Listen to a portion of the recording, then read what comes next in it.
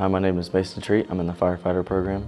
I've always been interested in public service, but after the car wreck, I opened my eyes. I'm like, I just want to be in the position to help somebody, maybe change someone's life for the better.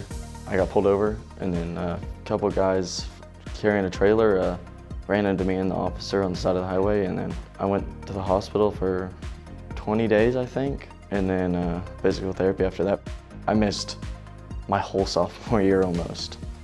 So I didn't really get the high school experience, but I went into my counselor's office and I was like, I don't know what I'm gonna do next year for my senior year. And she was like, well, there's this fire program that's starting up next year. And I was like, well, can I sign up for it? I had to do an interview there, and they accepted me over the phone. I was really nervous, to be honest. I didn't realize how much work it actually was to be a firefighter, or just get to be able to try to be a firefighter.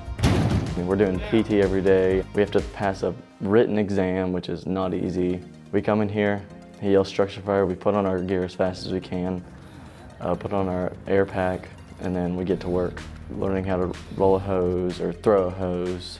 We've learned how to cut their roofs with a chainsaw and a K-12 saw. It's not easy. It's really cool, just very physically demanding. From day one, he's like, this may seem fun, and it is fun, but it's probably the hardest thing you'll ever do. Mentally, it's hard on you.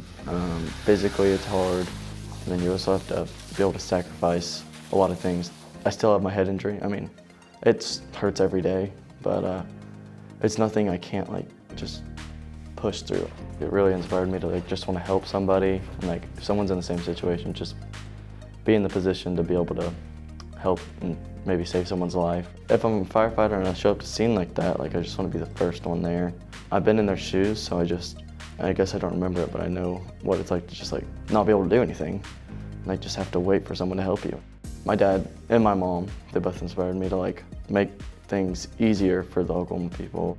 It's been amazing. I've really liked it. I would definitely recommend it for anyone who wants to do it. As you can see, I'm doing good now. I'm able to do all this physical activity, which I never thought I was going to be able to do again. So it's kind of a miracle that I'm able to just run around with these guys and stay up with them.